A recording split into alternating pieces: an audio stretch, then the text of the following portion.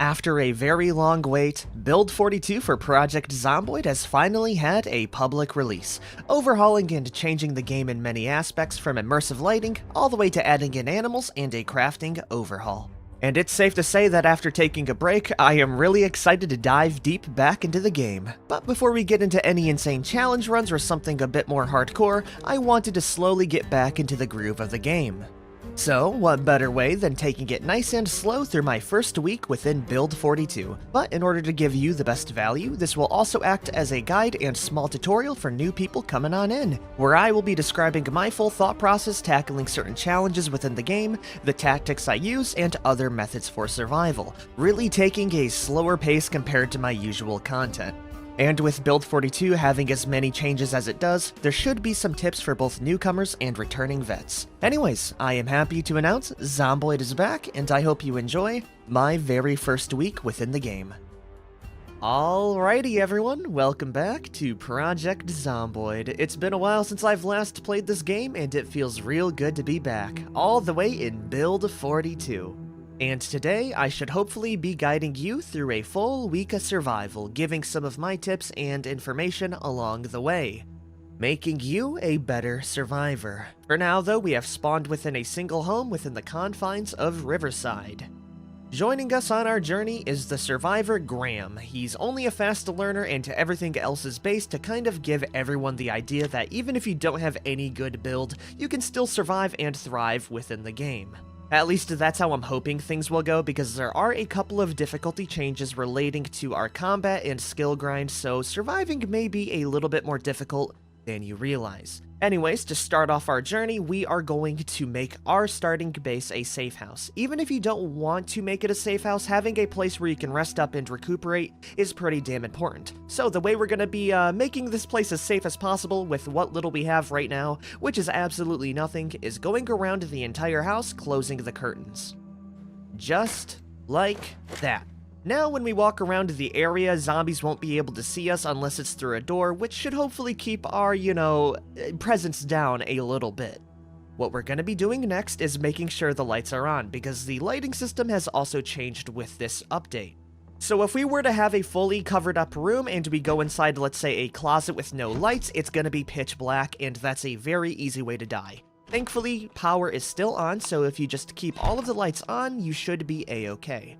Now that we have that done, we will be looting around the house to see what supplies we have, which is going to be some raw ground beef, a can opener with a couple of canned supplies, a single claw hammer, one magazine and VHS, a couple of combs and a rubber duck, finally finding a tank top and underpants within the closet. Overall, it's pretty average loot for an average home, but there are a few things we can do around the area before we even decide to leave, and that's going to be grabbing the clothing, because we can turn that into ripped sheets. And while it may seem simple on paper, we can use rags for so many things. For one, we can use it as improvised bandages, so if I ever get on the cusp of bleeding out, we can hurry up and patch up our wounds. But not only that, rags are used in a lot of crafting recipes, so having a couple on hand is gonna be one of the things you always have in your inventory. And with the new crafting system, we can do one more thing around here, and that's taking down the curtain to use for ripped sheets. But what Graham is going to be doing with the sheet instead is turning it into a basic bag. This is going to be your bread and butter until you find something a little bit better, like a school backpack. If you look at the numbers, it has 12 capacity and 60 encumbrance reduction, which is pretty damn nice. We can also untie it to get the single sheet back if I want to place it somewhere else. For now though, we're going to be keeping it on us. Now what I'm going to do is grab all of the supplies here and bring them over to one location. Just so I don't have to go too far looking for canned supplies. You can put canned food outside of a fridge and it will stay indefinitely.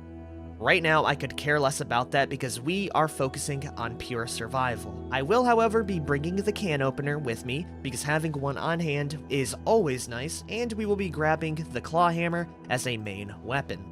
One of the cool things about Build 42 is they changed the maintenance system. So if you look at this hammer, it has a handle condition and head condition. So there's a good chance that when I use this claw hammer until it breaks, the handle is going to break first. And if I have a single level in carving, Oh, sorry, carving level 2, what we can do is carve out another handle and refit the head on something else, carrying the hammer just a tiny bit further. If you see, we also can look into the new crafting menu, and if you don't have what you need, you can press the question mark here to see exactly what you can use as a substitute. So really all we need is a knife and a single tree branch or wooden rod.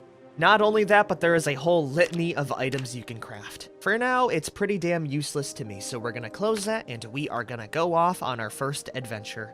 After we take care of ourselves a bit, of course, because managing moodles is gonna be extremely important. If you go outside and your moodles are really damn bad, you're gonna have a really bad time.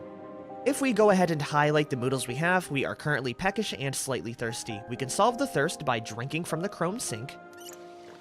And we can solve the hunger by grabbing the ground beef and cooking it up on the stove.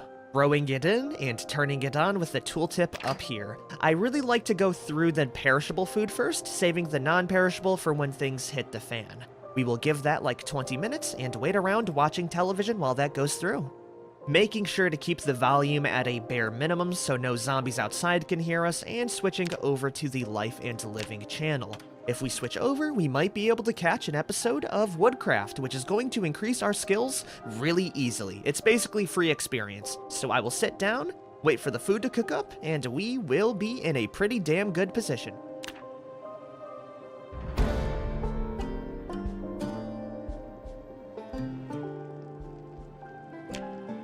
Not bad at all! With that single TV broadcast, we have bumped up our carpentry skill to level 1. Also, if you don't know, they have changed the way you get skills, so no longer can you just disassemble everything within a house. I burnt the ground beef. Okay, that's another thing. Don't get sidetracked by doing other things, because this could have easily become a fire. Burnt meat will kill you, so we won't be eating that.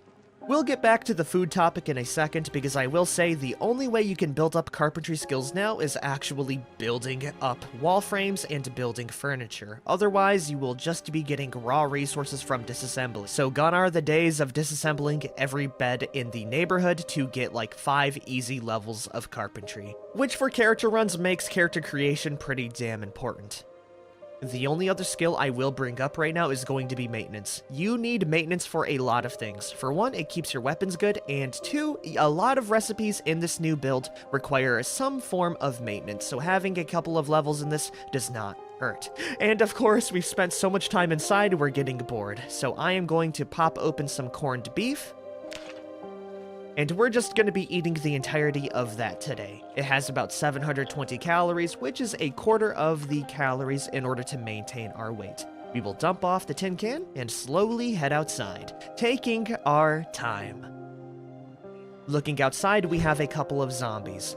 The last thing you would want to do in this game is run outside without a plan and immediately learn the hard way that being prepared is really damn nice. So taking in your environment and seeing what's around the area is going to be a very easy way to survive. As you see, the current front area of the house has quite a few zombies in front of it, so if I were to slink outside to the back instead, we can get a nice aerial view of our neighboring homes, spotting some construction zombies down to the southeast, an electrical van up to the northwest, and more residential homes to the south.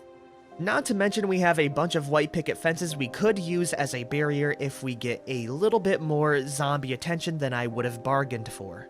Using risk assessment right now, I think the best call is going to be heading right up towards that blue van there, because getting a vehicle this early would be really damn nice. Having one is basically a get-out-of-jail-free card if the neighboring neighborhood gets overrun with zombies. We are going to be checking the mechanics of this van, making sure to do a 360 so we don't get surprised and attacked. One of the main ways of dying in this game is lowering your guard and getting caught unprepared, so always staying aware of your surroundings is a surefire way to stay a lot safer than letting down your guard and taking a nasty bite out of the back of your neck. Anyways, we will press E on the front of the car to see what is wrong with it, and looking at it, it's actually in really good condition. The overall condition is an 80%, and if we want to check to see if it has gasoline, we can go highlight the gas tank here, in which it has 42 liters out of 55. That is extremely huge. Not only that, but the battery still has some charge and is in good condition. And that's going to be the main 3 things you really want to look out for when looking for a car. Battery condition, so that it actually starts up with the ignition. The gasoline is pretty self-explanatory, and the last thing we need is a key, so I'm hoping we either find the key inside of the glove box of the car. It also might be inside of the dash. If those two don't work though, we can check inside, and there is a good chance that the key spawned somewhere inside the neighboring home. There is also a very small chance that it spawns outside of the car on the ground. Looking around though, I don't see that. It's locked on the outside.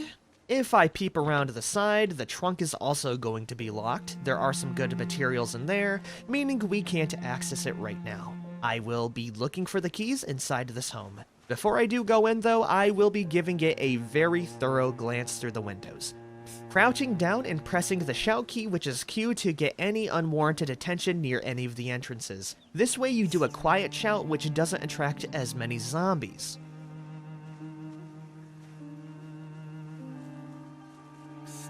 Once I'm certain the coast is clear, we can try the door, in which it's locked.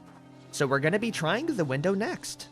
Avoiding the hedge window though, because going through hedges does give you a small chance of getting scratched or lacerated, which is something we really don't want right now.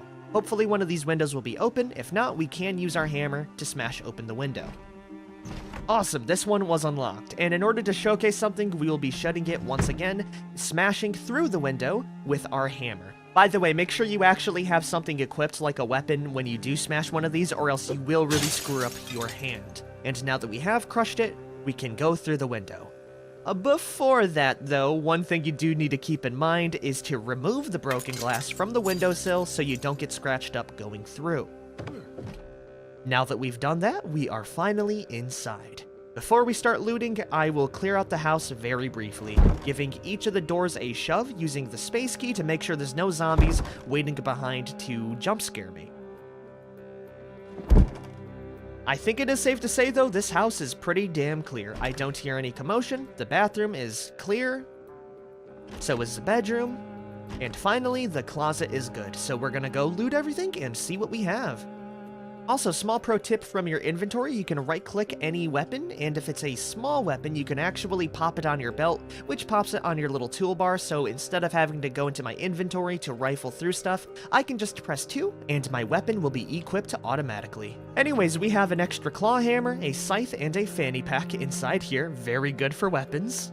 You can't use the scythe as a weapon though, but it is very helpful for animal farming, as you can cut multiple swaths of grass and use that to feed your animals. I will keep that in mind, and I will be taking it for now, including the fanny pack.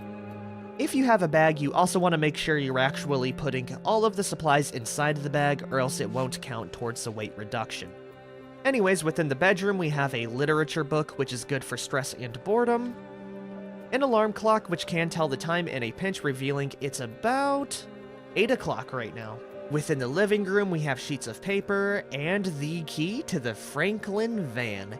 That is exactly what I'm talking about, everyone. That is huge. There is also a brochure about the Louisville State University. These items are very helpful, by the way, because if you read these, you not only get some very cool lore and imagery, but if you press the map icon, you can mark it down on your map, and it will get revealed in the overall map. So we could potentially head off to the university if I set my mind towards it, and I know exactly where it's at now. Speaking about the map, it gets revealed the more you walk around the area, and if you find any map over a town, the town map will get revealed. It's very helpful to keep an eye out for maps if you're not too sure about the location.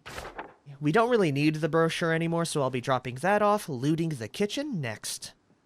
Finding a beer bottle, some brown sugar, and a couple of useless appliances. We're basically done with this home here now. The only other thing I will grab is all of the sheets from the curtains so we can use those for future supplies, either for ripped sheets or to barricade our current home. Oh, and I almost forgot, we have that van to go check out after grabbing a little bit of extra water. Sadly, we have not found a bottle to carry around water with, but I'm sure we'll find that very soon. Now it's time to see what the van has. And it looks like we have attracted a zombie towards our location. Thankfully, it is a single zombie, and we can dispatch it very easily with our hammer. For now, we are going to walk away at a very brisk pace, which you can do to zombies, so don't feel too pressured about running immediately when you see a zombie, because that will just attract more and make a lot of noise. What we're going to do instead is we're going to be using a natural barrier, such as this fence line, to make the zombie slow down a bit. We're going to press E on the fence, and the zombie is going to fall over. If you look over at him, let's do that a couple more times. You can see that he almost lunged for me. You really want to avoid getting hit by that because that will knock over your character and more than likely kill them. So what we're going to do instead is hop over the fence to slow down the zombie and get ready to kill him. And the main way I like fighting zombies in this game is making sure your back is clear, slowly holding right click and hitting the zombie while always moving backwards. That way you're always mobile, and if it hits the fan, you can immediately run away and remove yourself from a bad situation. Now that we've knocked over the zombie, I'm going to press space and smash him with my legs. If you wanted to finish him off with a hammer, you could have just continued to hold left click.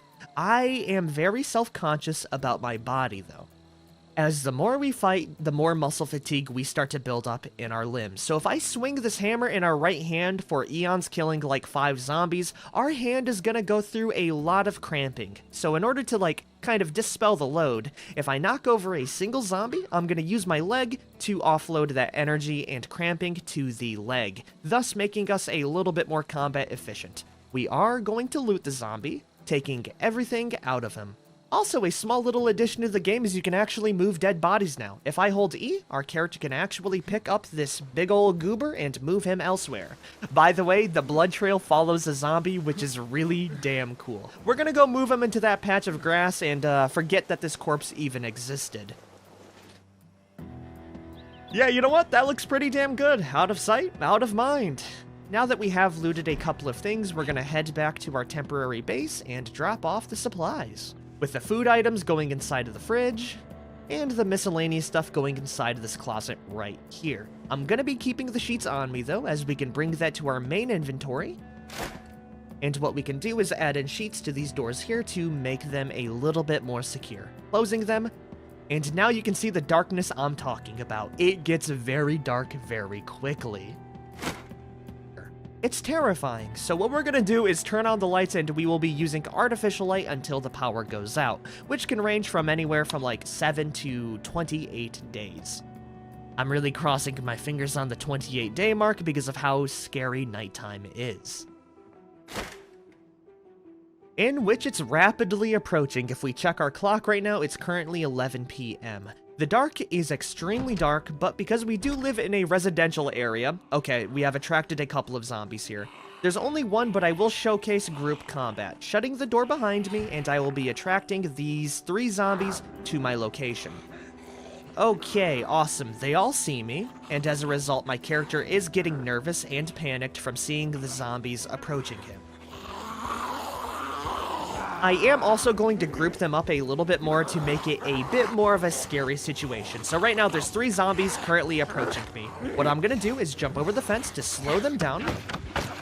I am then gonna be going inside this home here, running through. There's a zombie on the other end. Okay, this is really bad. We're gonna stay calm though, let the zombies funnel in very slowly, and we're gonna use the door as a natural barrier,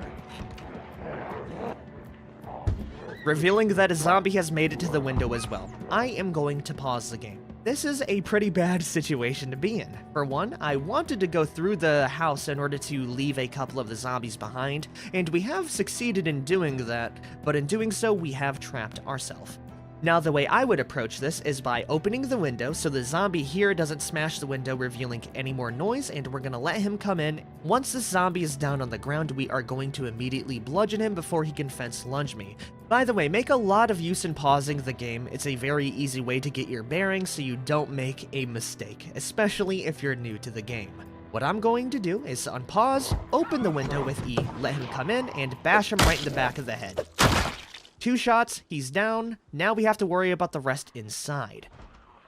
And before we jump out the window all willy-nilly, I'm going to make a small distraction by shutting the window so no one can sneak up behind me and pushing this door up here. That way the zombies are going to be attracted to the door and I can slink out the window just fine.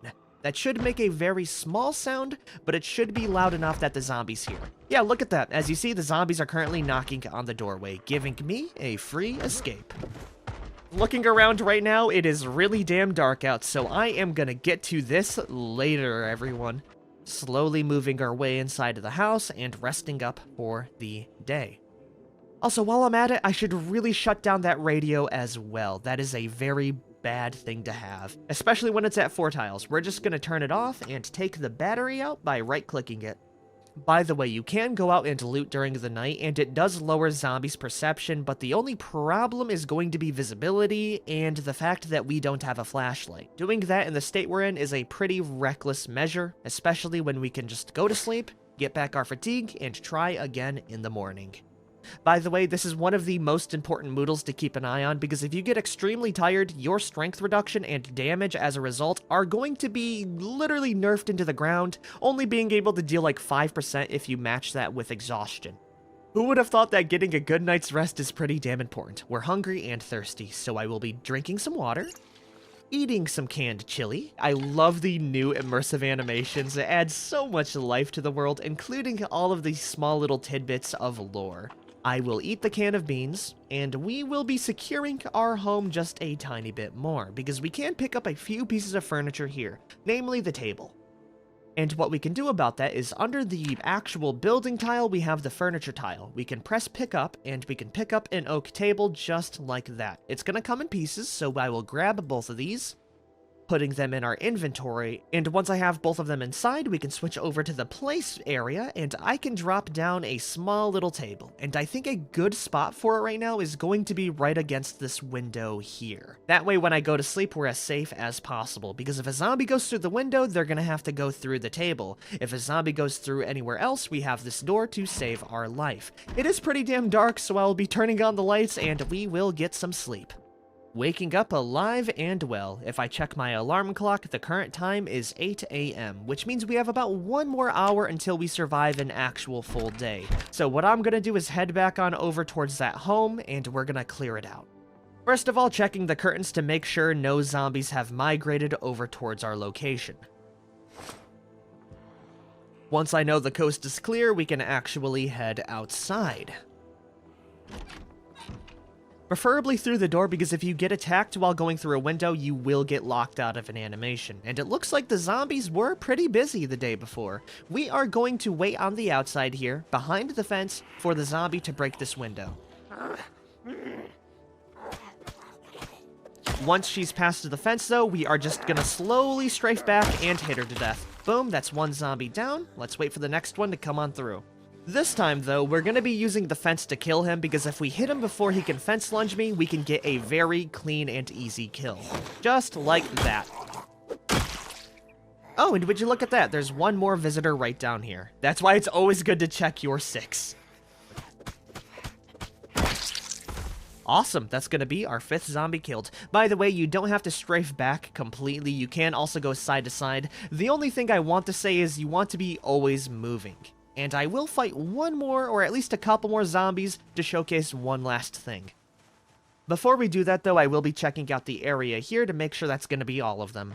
In which it isn't. We have 1 more cowboy zombie right over here. Okay, I'm really sorry about the hat lady, but let's say instead of this 1 zombie, there were like 5 around the area, right? Actually, you know what? Let's go put ourselves in a bad situation to actually showcase how you would deal with the situation. By the way, I don't recommend doing this at all. I am only doing this so I can best prepare you for your first day of survival.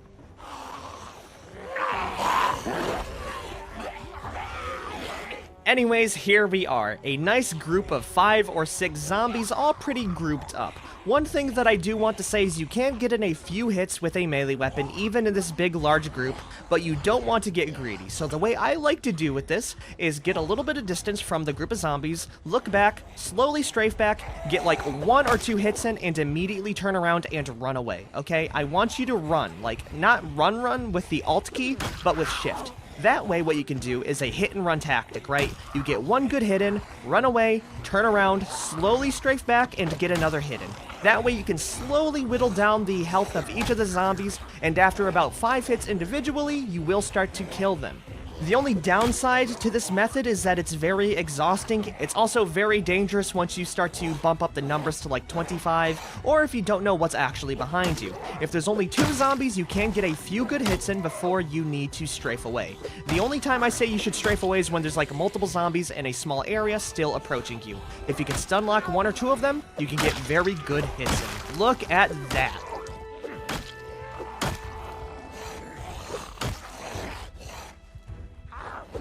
It's going to take a little bit of trial and error, and you will probably die doing this. We have attracted a few more zombies. I will run past them really quick, just like that. And if you look at our status, you can see our hand is going through some minor muscle strain. That's exactly why I say to use your legs if you can knock over any individual zombies. Okay, we still have like 4 zombies around us, and instead of going through a house, what we're gonna do is run very quickly, or at least jog. You never really want to run, and we're gonna cut the corner of the house, breaking line of sight. Zombies do have memories, but by doing this and crouching near the back, we should be able to throw off a couple off our scent. We are also smelling some very bad things. That's not good, but we'll get into that later. Okay, it does look like we have about 3 zombies still on us. We did lose about 2 of them, though. And with them jumping over the fence line, we can get this zombie isolated very quickly and to get a few good hits in.